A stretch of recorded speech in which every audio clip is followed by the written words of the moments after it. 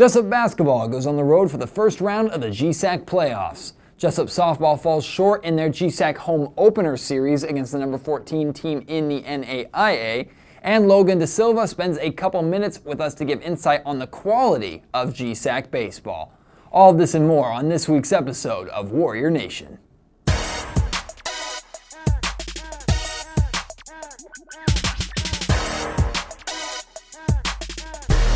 Welcome, Warrior fans, to Warrior Nation, the show that covers everything that is anything sports here at William Jessup University.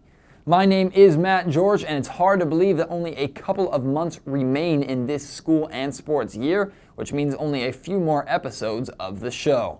As promised, we will keep you up to date to the final day and keep you completely in the know when it comes to the Jessup Athletic Department.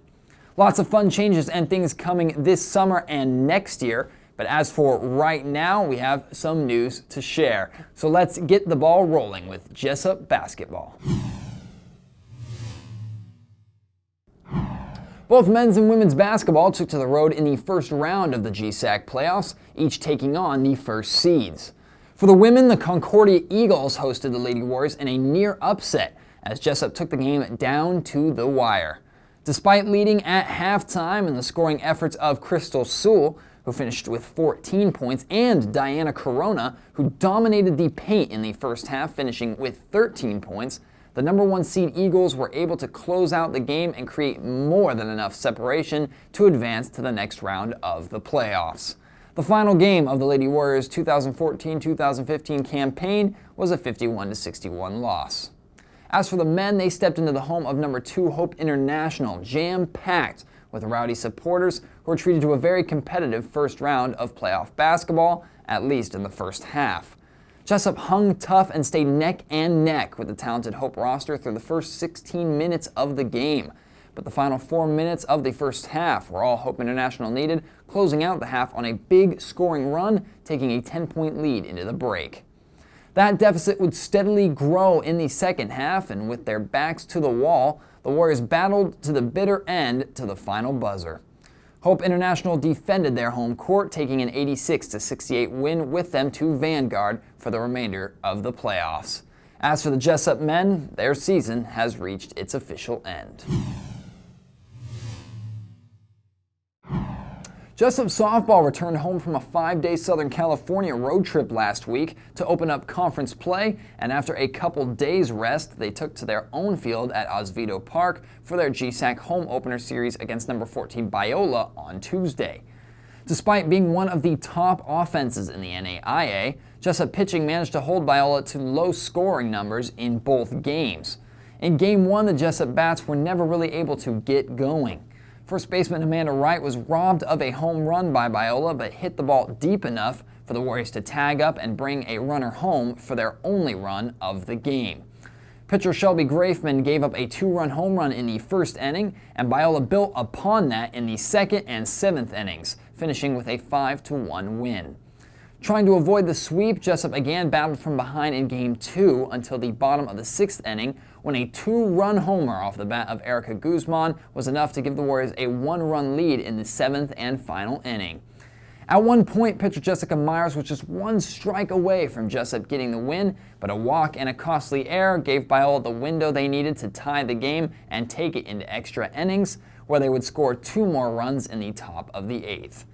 Jessup was not able to answer as Biola completed the sweep with a 5-3 win in Game 2.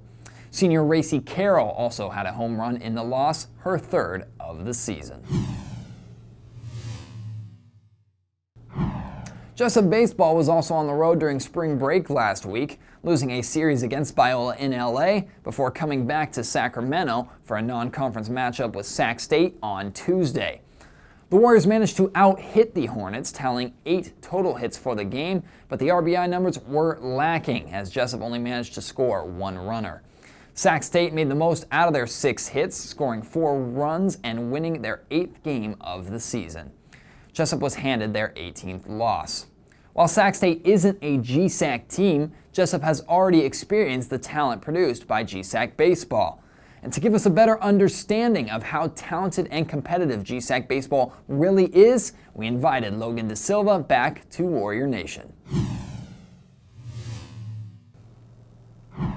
Well, Warrior Nation would like to welcome back Logan Dessilva. He's one of our GSAC experts here on campus. So, Logan, long time no see. Good to have you back with us. Good to be back. We're going to talk some baseball here today, really get to understand the quality of really how good GSAC baseball is. And it's been difficult for the Warriors to try and adapt in their first year as a program so far. So we'll start with GSAC pitching, Logan. What team in this conference has the best pitching staff?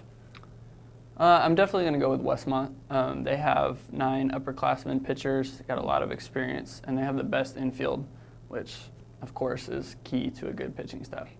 What about their rotation makes them so strong and so hard to deal with? I think besides the experience, I think just they're returning 3 Golden Gloves in the infield, and that really gives them confidence. You know, anytime you have a good infield behind a pitcher, they don't have to worry about what pitches they're throwing because they know they have a good defense behind them. So what about batting, though? Obviously, it's good to have a pitching staff to stop from scoring runs, but you have to score runs of your own. Is Westmont also a strong batting team, or what's would you say has the best bats in the GSAC? I'm going to have to go with Concordia.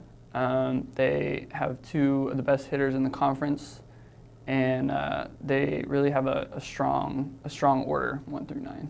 So with Concordia, to establish that powerful offense, really, what are we looking at in terms of runs per game, and who do they have necessarily that gets them to that total? They're scoring about 7 runs a game, which is leading the GSAC, and they're also returning their top 3 hitters from last season. Okay. So we understand the pitching staff in Westmont, and now we know that Concordia is a really good batting team all across the board, really a lot of talent all over this conference. So really, first off, how talented is this conference overall in your opinion? And then secondly, what really does William Jessup have to do to be competitive and to win in this conference? Well, being at the underdog in the conference, it's our first year in GSAC with baseball. Right. First year ever with baseball, really. Right. And I really feel like hitting is the key in this conference. With the strong pitching staff of Westmont, even there's still a whole lot of hitting in the conference. So I think that's really the biggest strength. And that's something that we're actually at the bottom of the conference in right now. So something we really have to step it up.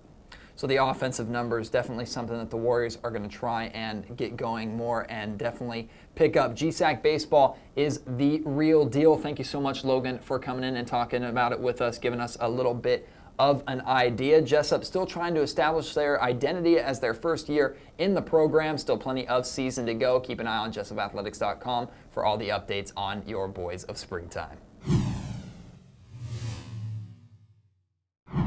Warrior fans, we would like to thank you again for tuning in to our broadcasts of both Jessup volleyball, soccer, and basketball this year so far. We are once again taking broadcasts out to the softball diamond for all of the Lady Warriors conference action at Oswego Park, so you can keep up to date with all of that and watch the games anytime on Stretch Internet. Once again, our thanks to Logan Dessilva for joining us, and thank you all for tuning in another week. You know where to go for more in-depth information of Jessup Sports, jessupathletics.com, Jessup Athletics on Facebook, and at WJU Sports on Twitter. Until next week, for the entire Jessup Athletics media team, my name is Matt George. God bless, and go Warriors.